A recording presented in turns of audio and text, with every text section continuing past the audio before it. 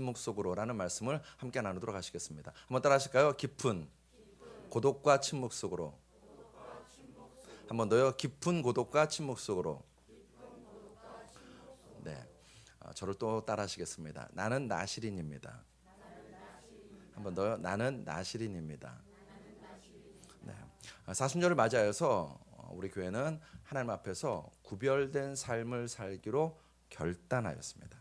결단하고 보통 사순절하면 크게 세 가지만 지킵니다.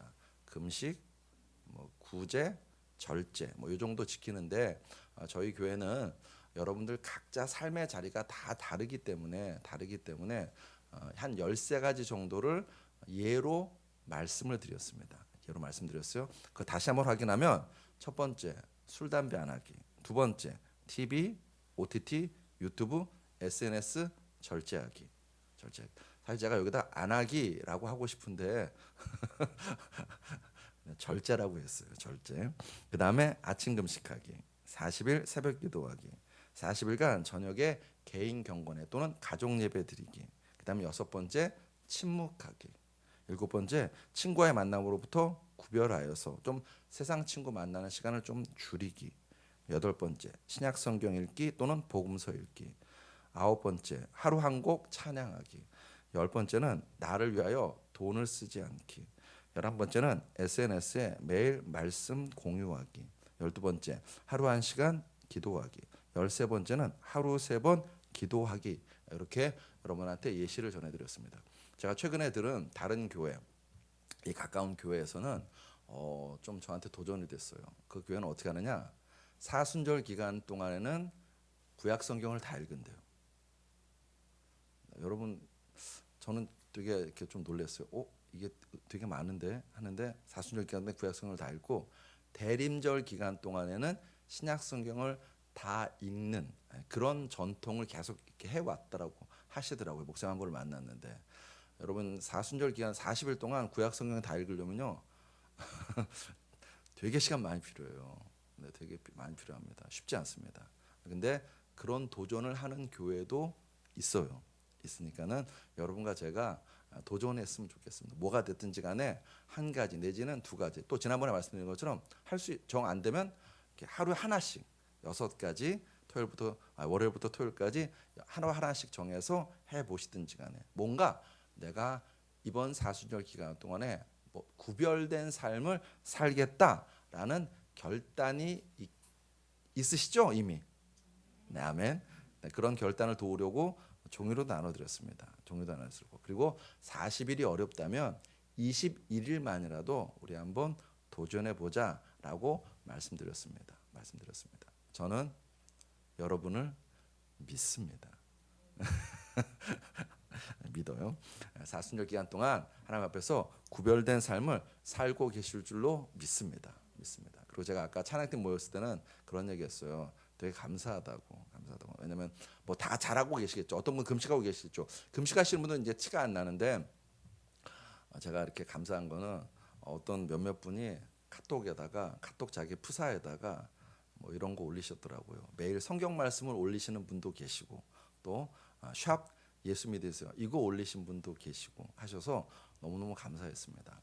뭐가 되었든지 간에 제가 여러분에게 간곡히 부탁드리는 것은 그냥 남의 일이야 라고 하지 마시고 한 가지 또는 두 가지, 6가지든 결단하셔서 하나님 앞에서 구별된 삶을 살게 되시기를 주의 이름으로 축복합니다. 근데 여러분, 이것이 형식이나 율법주의가 되어서는 안 됩니다. 무슨 얘기냐면, 나 아침 안 먹고 있어. 40일 동안 안 먹고 있어. 이거는 금식이 아니라 굶식이에요. 네, 굶는 거예요. 굶는 겁니다.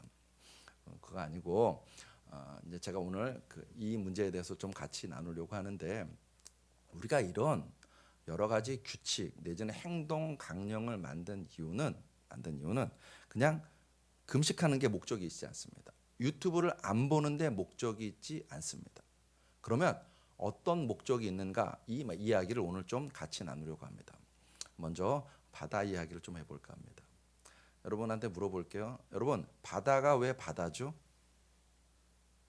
바다가 왜 바다일까요? 바다가 바다고 산이 산이지 무슨 뭐 이렇게 할 수도 있는데 어느 목사님께서 이제 동해안을 이렇게 쭉 걸으셨어요. 5일 동안 이렇게 걸으면서 이제 순례의 기도를 이제 하시는 거예요. 하시면서 깨달음이 오셨대요. 그 깨달음을 글로 남기셨는데 한번 보십시오. 바다는 모든 것을 바다가 되었다고 한다. 그런 바다를 보며 생각한다. 얼마나 멍들어야 너처럼 너른 마음 지닐 수 있을까? 참 이렇게 우리한테 도전도 되고 마음이 잔잔해지게 만드는 그런 깨달음이시고 글이라고 생각합니다. 제가 다시 읽어드릴게요. 바다는 모든 것을 바다가 되었다고 한다. 김정진 형님 한 번만 다시 띄워주세요. 네. 그런 바다를 보며 생각한다. 얼마나 멍들어야. 바다가 무슨 색이죠? 파란색. 그거예요. 그거. 얼마나 멍들어야 너처럼 너른 마음 지닐 수 있을까? 바다는 좋은 것만 받아들이지 않아요. 바다는 힘들고 어렵고 나쁜 것도 다 받아들이는데 얼만큼이죠? 마음이 시퍼렇게 멍들 정도로 모든 것을 다 받아들여서 바다라고 한다는 것입니다. 여러분과 제가 이 사순절 기간 동안에 이 바다와 같은 너른 마음 갖게 되시기를 주의 이름으로 축복합니다. 그럼 이제 물어볼게요. 여러분, 바다와 육지를 경계 짓는 것이 있습니다. 뭘까요? 제가 어제 여러분 카톡방에다가 동영상 2개 올려드렸죠. 네, 2가지 의도가 있어요. 첫 번째, 놀러 가지 말고 좋은 말로 할 때 예배부터 드려라. 이런 의도가 하나 있고, 두 번째는 오늘 이 설교 때문에요. 영상 보신 분들은 아실 거예요. 바다하고 육지를 경계 짓는 게 있어요. 해변에 뭐가 있나요? 모래예요. 바다와 육지를 경계 짓는 건 모래입니다. 모래가 바다를 막고 있어요. 너 이 이상 넘어오지 마.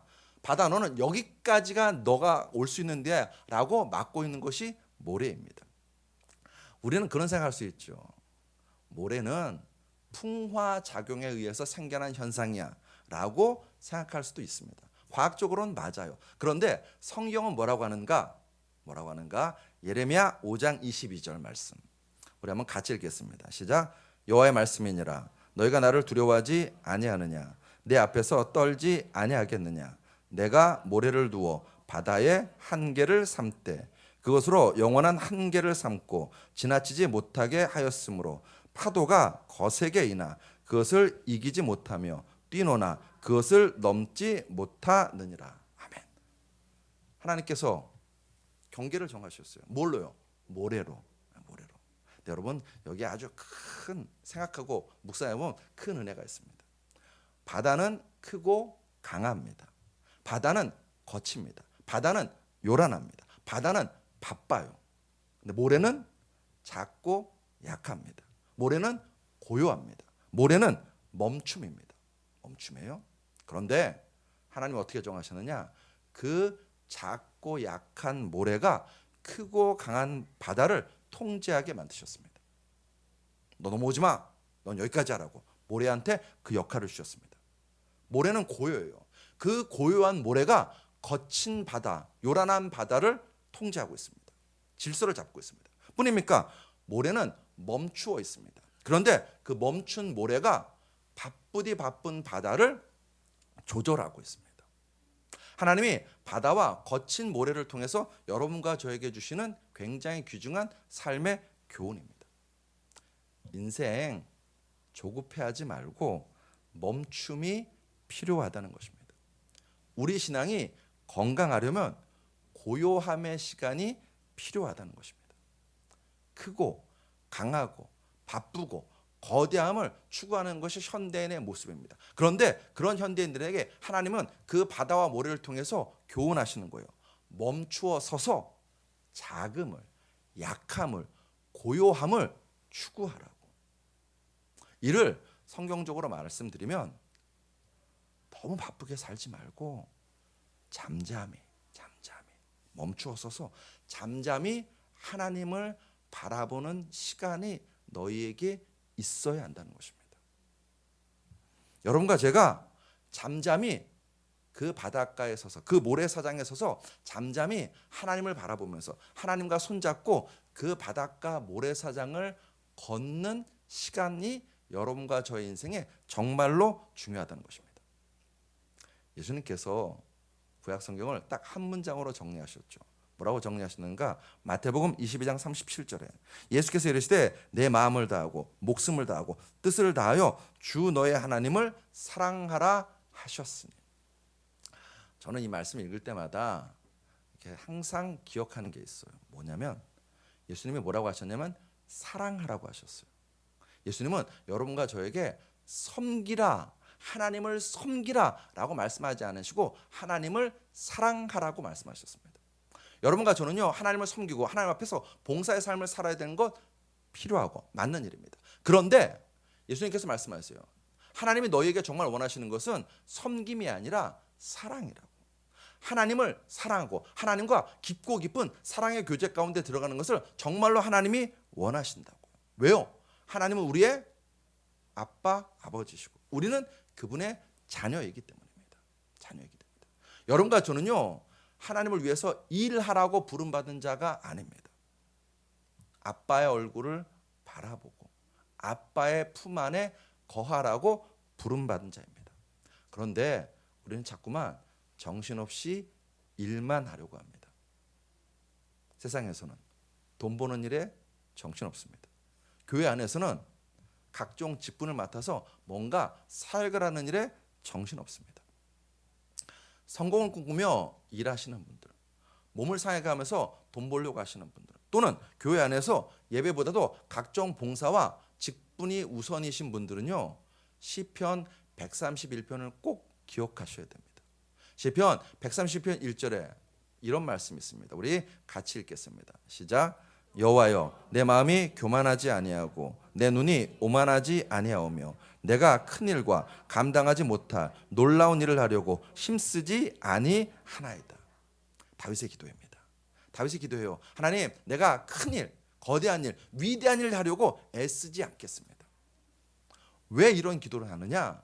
다윗은 깨달은 거예요. 자기가 큰 일, 거대한 일, 위대한 일, 또 더구나 하나님을 위해서 내가 뭔가 하겠어 라고 하는 순간 자기 마음의 본질은, 욕망은 자기 자신을 높이고 싶어하는 욕망이 있음을 안 거예요. 안 거예요. 여러분, 많은 목회자들이 자꾸 쓰러져요. 왜 쓰러질까요? 그 큰 교회를 세워놓고 쓰러져요. 왜요? 그 큰 교회가 내가 이뤘다라는 생각을 하기 때문에 쓰러지는 것입니다. 하나님이 이루시고 하나님이 행하신 것인데 하나님이 아니라 내가 이루었다고. 여러분, 이제 우리 교회도 이제 유튜브에다가 설교 영상을 올리잖아요. 제가 다른 교회도 이렇게 자꾸 보거든요. 보면서 제일 불편한 게 뭔지 아시나요? 두 가지인데 하나는 이제 얘기 안 하고, 첫 번째는 교회 영상에, 특히 설교 영상에 보면요, 이런 거 가끔가다 있어요. 이렇게 목사님들이 이렇게 팔짱 끼고 이렇게 사진 있어요. 목사님들 사진이 유튜브에 이렇게 많이 돼 있어요. 많이 돼 있어요. 그러니까 제가 그거 보면서 저는 조금 반대거든요. 아니, 유튜브에다 뭘 올릴 거면 차라리 예수님 얼굴을 올리지. 왜 목사 얼굴을 올리지? 라는 생각을 되게 많이 해요. 많이 하기 때문에 우리가 드러내고 보여주고 알려야 될 것은 목사가 아니죠. 예수님이시죠. 예수님이세요. 다윗은 자기를 안 거예요. 깨달은 거예요. 내가 뭔가 큰 일을 하겠다고, 내가 하나님을 위해서 뭔가 거대한 일을 하겠다고, 사실은 하나님을 위해서가 아니라 자기 자신의 이름을 높이기 위해서 그러는 것을 다윗 자신은 안 거예요. 그래서 기도하는 거예요. 하나님, 내가 큰 일, 거대한 일, 위대한 일 추구하지 않겠습니다. 큰 일이 아니라 내가 정말로 추구할 것은 하나님입니다 라고 다윗은 기도합니다. 시편 131편 3절 말씀 우리 같이 읽겠습니다. 시작. 이스라엘아, 지금부터 영원까지 여호와를 바랄지어다. 아멘. 아멘. 여러분 누구보다도 큰 일을 많이 한 사람은 사실 바울입니다. 그런데 그 바울의 삶 가운데서 굉장히 중요한 부분이 오늘 본문에 등장하는데 사실 이거 그냥 읽고 쓱 지나갈 수 있어요. 근데 여러분하고 제가 이것을 깊이 묵상하기 원하는 부분이 오늘 본문에 있습니다. 뭐냐면 13절입니다. 우리 13절을 같이 읽어보겠습니다. 시작. 우리는 앞서 배를 타고 아소에서 바울을 태우려고 그리로 가니 이는 바울이 걸어서 가고자 하여 그렇게 정하여 준 것이라. 이런 사소한 구절이 되게 중요해요. 아무렇지 않은 것처럼 읽고 지나가면 안 되는 구절이 이런 구절입니다. 여기 보시면 바울이 드로아에서 아소로 갑니다. 드로아에서 아소는 약 34km 정도 거리가 됩니다. 거리가 돼요. 그러니까 성인 걸음으로 걸어가면 8시간에서 9시간 정도 걸어야 도착할 수 있는 거리입니다. 그런데 이 구절을 보면 다른 일행은 배 타고 앞서 갑니다. 그리고 바울 혼자는 걸어가겠대요. 걸어가겠대요. 피치 못할 사정이 있어서가 아닙니다. 바울이 그렇게 하겠다고 정한 거예요. 13절 다시 보시면 뭐라고 하느냐? 그렇게 정하여 준 것이라 라고 나옵니다. 바울의 강력한 의지라는 것입니다. 여러분들은 배 타고 빨리 가세요. 저는 이 길 혼자 걸어가겠습니다. 이게 왜 바울의 인생에서 우리가 중요하게 봐야 되냐면은 지금 바울은요 굉장히 다급하게 빨리 예루살렘에 가려고 하는 사람입니다. 오늘 보면 16절을 보시면은 바울이 아시아에서 지체하지 않기 위하여 에베소를 떠나 지나 배 타고 가기로 작정하였으니 이는 될 수 있는 대로 오순절 안에 예루살렘에 이르려고 급히 가미러라. 여기 나오는 단어를 보십시오. 지체하지 않기 위하여서 될 수 있는 대로 급히 가미러라. 이게 지금 바울의 마음이고 작정이었습니다. 그런 바울이 갑자기 일행과 떨어져서 약 8시간에서 9시간 걸리는 그 거리를 홀로 걸어가게 됩니다. 왜 그럴까요? 뭔가 경치가 좋아서 그럴까요? 아니면 내가 걷기 운동을 좀 하려고 그럴까요? 아니면 동료들에게 삐져서 그럴까요? 바울에게는요 고독한 시간이 필요한 거예요. 침묵의 장소가 필요한 것입니다. 다시요. 바울에게는 지금 나 홀로 고독한 시간이 필요해요. 침묵의 장소가 필요해요. 바울은 우리가 지금 성경 읽었던 것처럼 예루살렘에 급하게 올라갑니다. 구제 헌금을 예루살렘 교회 성도들에게 전달하기 위해서 올라갑니다. 문제는 굉장히 선한 의도로 예루살렘에 올라가는데 그 예루살렘에 가면 바울 자신에게 어떤 일이 닥칠지 예상치 못한 어려움이 닥칠 수 있는 그런 상황입니다. 사도행전 20장 22절에 보라 이제 나는 성령에 매여 예루살렘으로 가는데 거기서 무슨 일을 당하는지 알지 못하노라. 바울 입장에서는요 굉장히 중요하고 다급한 상황인 동시에 한 치 앞을 내다보기 어려운 난감한 상황이 바로 이 상황이었습니다. 그 순간 바울은요 그 급한 발걸음을 멈춰요. 멈추고 천천히 갑니다. 왜요? 그 바쁜 일보다 하나님이 더 중요했기 때문입니다. 다급한 일에 매몰되어서 하나님을 잊어버리지 않기를 원하는 것입니다. 그 어떤 일이든 자신의 인생에서 가장 중요한 일은 뭐냐면요 하나님 앞에 나아가서 하나님 만나고 하나님과 함께하는 시간을 갖는 것이 가장 중요했기 때문에 바울은 일단 멈추고 나 홀로 걷기를 원하는 것입니다. 일부러 고독과 침묵 속으로 자신을 몰아넣는 것입니다. 되게 바쁜데 급한데 그리고 지금까지 급하게 그렇게 살아왔고 당장 눈앞에 어떤 일이 벌어질지 모르는 그 절체절명의 순간에 바울은 멈춰요. 그리고 자신을 고독과 침묵의 시간으로 몰아넣습니다. 사랑하는 성도 여러분, 여러분과 저에게도 이와 같은 고독과 침묵의 시간이 필요합니다. 그냥 고독과 침묵의 시간이 아니라 하나님 앞에 서서 하나님과 단독자로 만나는 고독과 침묵의 시간이 우리의 신앙에 절대적으로 필요합니다. 한자를 하나 제가 보여드리겠습니다. 저는 사실 한자를 잘 모르는데 그래도 이 한자는 제가 이제 아는 한자인데 하나를 보여드리겠습니다. 무슨 한자인가요? 밥불망, 밥불망자라는 한자예요. 밥불망이라는 한자인데 저 한자를 보시면 어떻게 구성되어 있는가? 마음심, 마음심에 망할 망, 죽을 망이라는 글자가 합쳐져서 바쁠망이 되어 있습니다. 바쁠망이 되어 있어요. 이게 여러분과 저에게 주는 의미가 되게 크다고 생각합니다. 바쁘다는 게 뭐냐고요? 마음이 죽은 거예요. 마음이 죽은 거예요. 마음이 죽었기 때문에 바쁜 거예요. 바쁘다는 게 뭐냐고요? 망하려고 작정한 거라는 것입니다. 망하려고. 유진 피터슨 목사님은 더 거친 말을 우리에게 해주고 있습니다. 뭐라고 하는가? 이렇게 얘기합니다. 분주함은, 즉 바쁨은 헌신이 아닌 배신의 표시다. 저는 사역을 하면서 이 말 꼭 기억합니다. 그리고 가급적이면 주변에 있는 사역자들을 볼 때마다 확인해요. 봐요. 눈여겨봐요.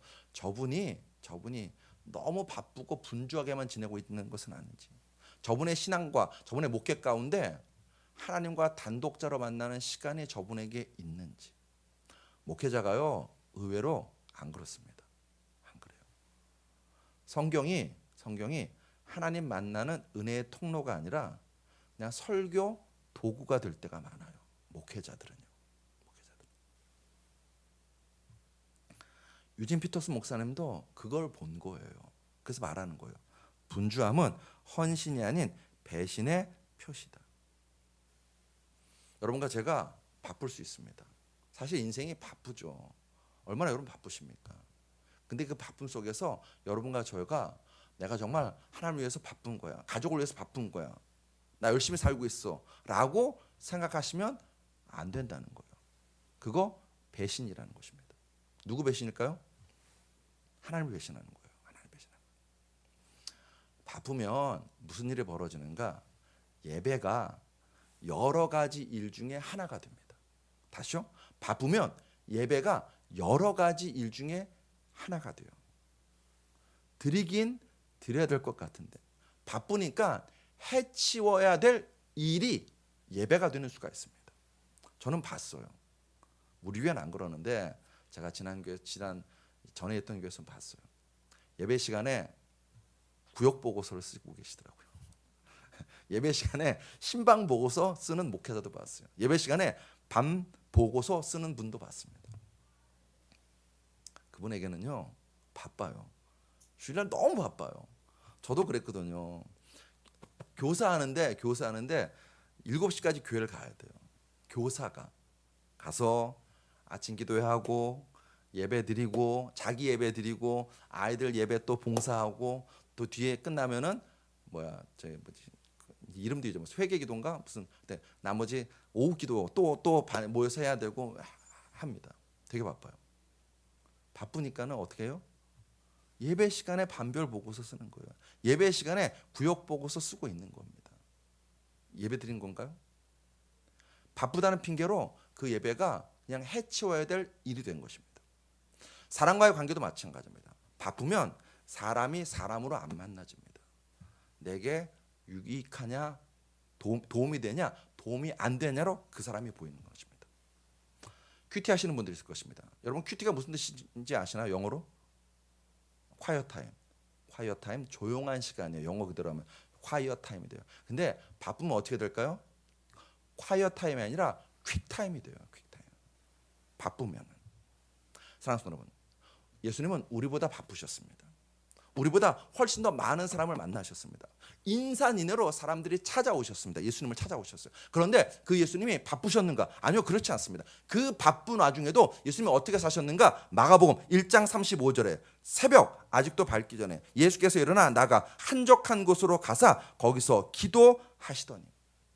할 일이 태산같이 많습니다. 바빠서 인산인해로 사람을 만나야 됩니다. 그런데 예수님께서는 일부러 침묵의 공간으로 나아가서 일부러 고독한 시간을 가지셨습니다.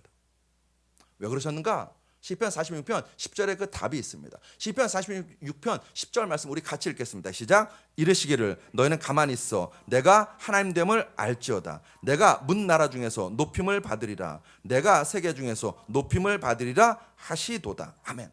하나님께서 우리에게 명하세요. 가만히 있어. 잠잠하라 라고 명하시는 것입니다. 왜요? 첫째, 이 일을 행하는 분은 하나님이시기 때문입니다. 우리가 아무리 밤낮으로 죽어라 이래도 일을 행하시고 일을 이루시는 분은 하나님이신 줄로 믿습니다. 너희가 애쓰고 수고한다고 일이 되는 것 아니야. 내가 이루는 거야. 하나님 그 얘기하시는 것입니다. 두 번째, 왜 여러분과 저에게 잠잠하라, 가만히 있어라라고 말씀하시냐면 그래야 하나님 됨을 알기 때문입니다. 제가 이번 주에 몸도 분주하고 마음도 분주했습니다. 사실 이 설교 준비하면서 야, 설교는 이걸 해야 되는데 내가 왜 이렇게 바쁘고 분주하지? 그 생각 되게 많이 했어요. 이런 글이 있습니다. 들어보십시오. 요동치는 호수는 하늘을 담을 수가 없다. 반면에 고요한 호수는 하늘을 담을 수가 있다. 깊은 침묵의 상태는 고요한 호수의 상태와 같다. 그래서 하늘을 담을 수 있고 하늘의 깨달음을 담을 수 있다. 여러분과 저의 마음이 요동치는 마음이신가요? 고요한 호수이신가요? 우리의 마음이 고요해야, 우리의 시간이 고요해야 하늘을, 즉 하나님을 만날 수 있고 하나님을 담을 수 있다는 것입니다. 하나님 만나고 하나님의 음성을 듣고 싶다면 여러분과 저의 시간 가운데 멈추는 시간이 있으셔야 됩니다. 멈추어서서 하나님께 나의 시간과 나의 마음을 드리셔야 됩니다. 분주한 일상을 좀 멈추고 고요히 보호자 앞에 나아가서 눈을 들어 하나님을 바라보는 여러분과 저 되시길 주의 이름으로 축복합니다. 여러분, 하루 24시간 중에서 이 사순절 기간 동안에 고요히 멈추어서서 하나님의 얼굴을 바라보시나요? 하나님과 눈과 눈을 마주치시나요? 그게 하나님의 소원인데요. 이스라엘 백성이 얼마나 그렇게 안 했는지 하나님이 이런 탄식을 쏟아놓으십니다. 예레미야 32장 33절의 말씀. 그들이 등을 내게로 돌리고 얼굴을 내게로 향하지 아니하며. 하나님의 탄식입니다.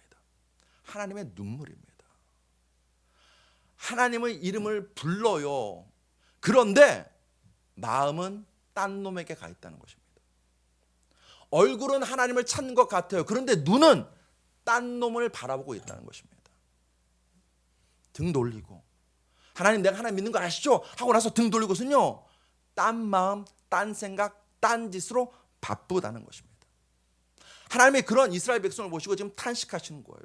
그런 여러분과 저를 보시고 탄식하시는 거예요. 얘들아 멈춰. 제발 좀 멈추어라.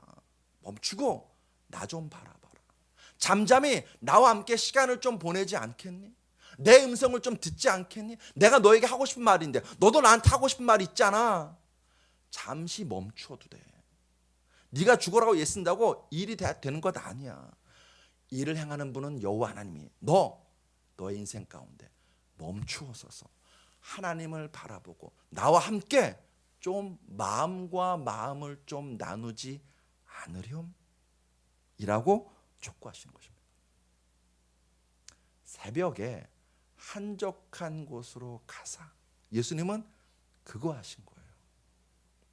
섬기라가 아니라 하나님을 사랑하는 삶을 예수님은 누리신 것입니다.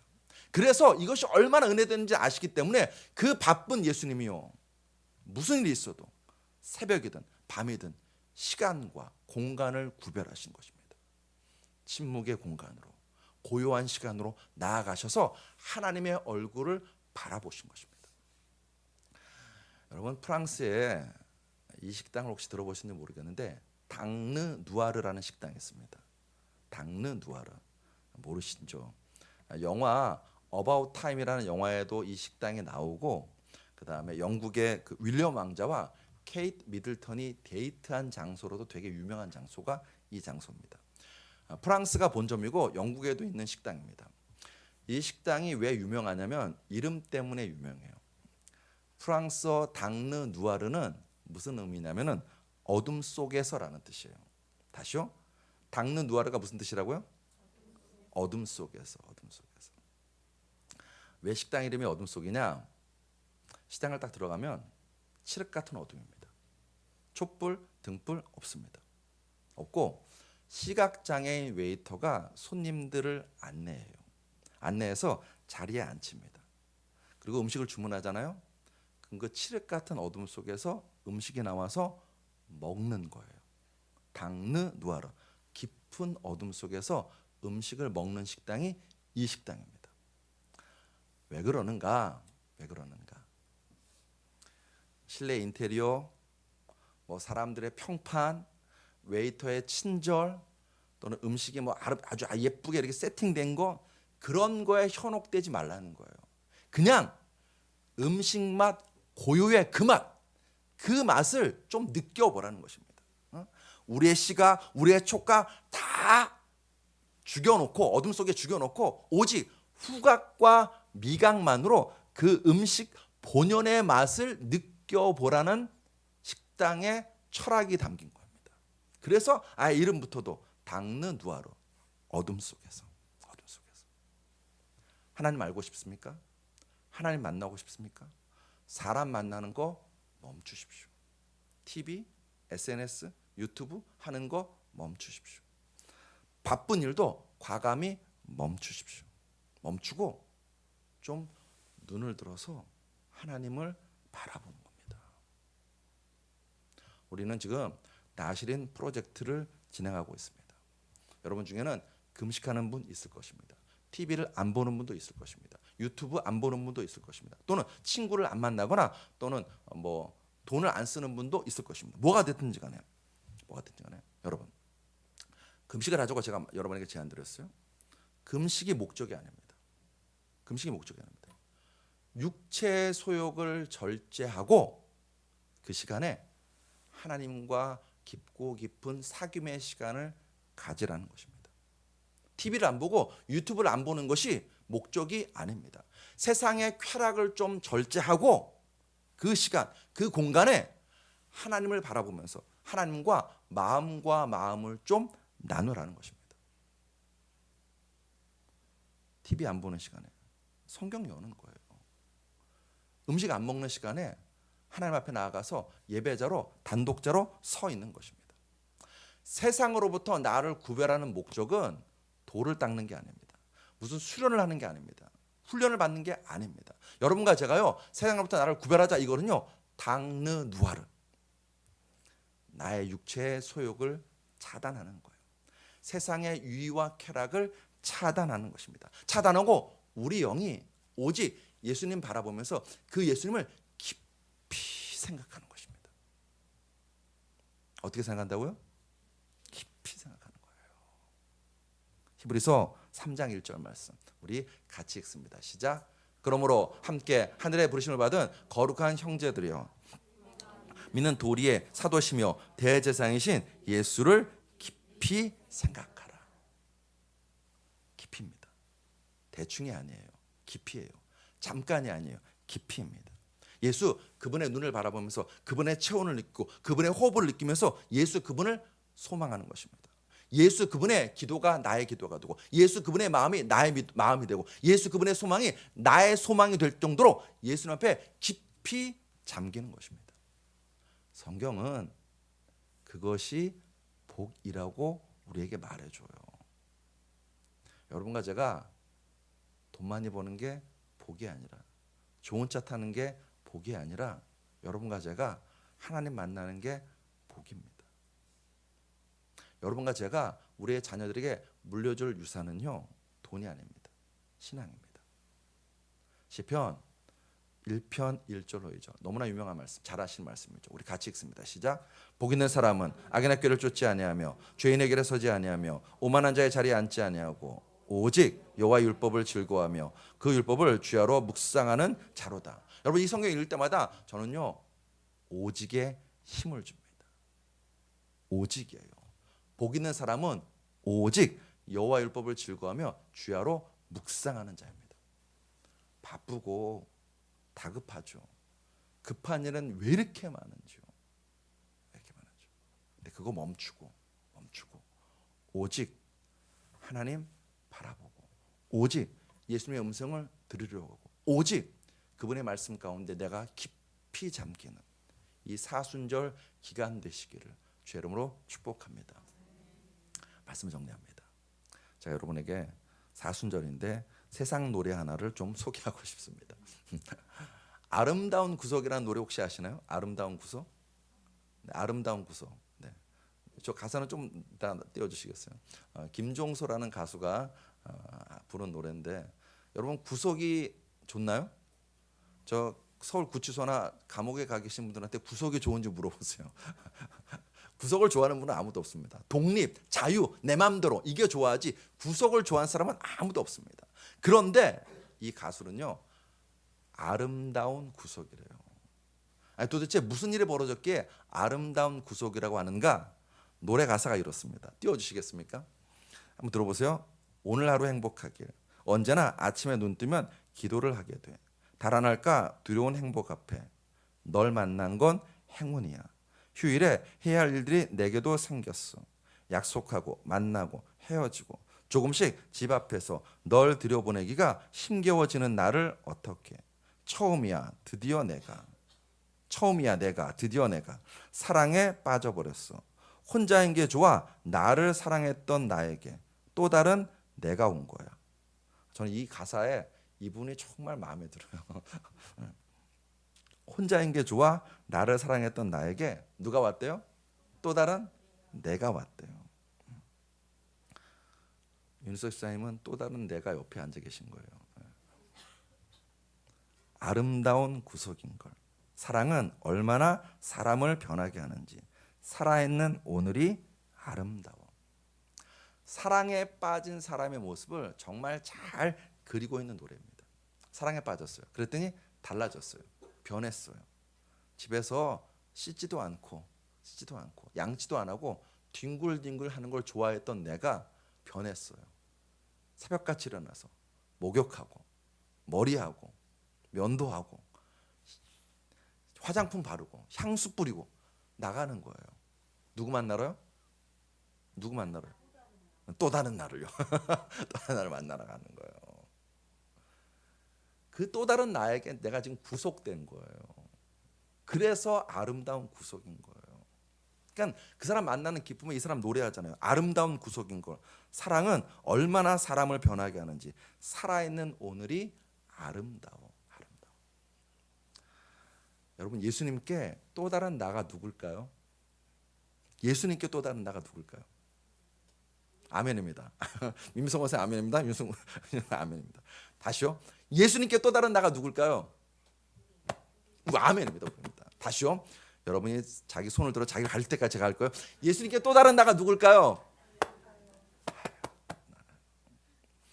예수님은 여러분과 저를 너무너무 사랑하셔서 만나고 싶으세요. 주일이면 새벽같이 일어나셔서 보좌에서 일어나셔서 얼굴 옷 매무새 다듬으시고 옷에 향수 뿌리시고 여러분과 저 기다리시는 거예요. 왜요? 또 다른 내가 오거든요. 자 이제 여러분에게 물어보겠습니다. 여러분에게 또 다른 나는 누굴까요? 아멘. 다 대답할 것까지 제가 물어보겠습니다. 여러분에게 또 다른 나는 누군가요? 예수님이십니다. 예수님이세요. 사순절 기간에 금식하는 거 쉽지 않죠. 그럼 아침에 금식해 보세요. 저는 아침 금식을 21일만 이제 하려고 작정하고 있거든요. 아침 금식해 보십시오. 10시 반부터 시작하면 시계 자꾸 쳐다보게 됩니다. 쳐다봐요. 쉽지 않아요. 제가 제일 금식 오래 한 게 7일 해봤습니다. 7일 이제 통으로 금식해봤었는데 그때 왜 금식했냐면 이제 드디어 신학 훈련 다 마치고 드디어 이제 전도사로 부름 받아서 교회에서 사역을 앞두고 있어서 7일 금식을 했습니다. 정확히는 6일 금식을 하고 이제 다음 날부터 이제 죽도 아니고 그 된장 아주 미세하게 갈아가지고서는 이렇게 국물 낸 거 이제 그거 마시기 시작했는데. 저는 제가 못 버틸 줄 알았습니다. 왜냐하면 3일 금식만 해도요 너무너무 힘들어하거든요. 저는 하는데 그걸 어떻게 버티더라고요. 버틸 뿐만 아니라 정말 저한테는 좋은 시간이었습니다. 귀한 시간이었습니다. 금식이 목적이 아닙니다.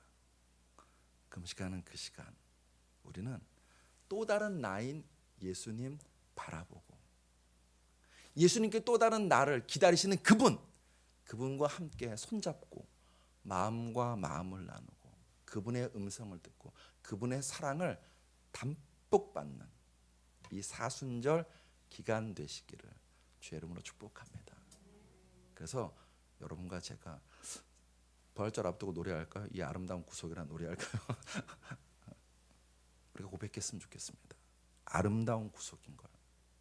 사랑은 얼마나 사람을 변하게 하는지. 살아있는 오늘이 아름다워. 이 고백이 예수님 만나는 그 은혜가 여러분과 저의 사순절 되시기를 주의 이름으로 축복합니다. 기도하시겠습니다. 아버지, 참 감사합니다. 우리가 무엇이라고 우리를 사랑하시되 끝까지 사랑해 주시오니 참 감사합니다.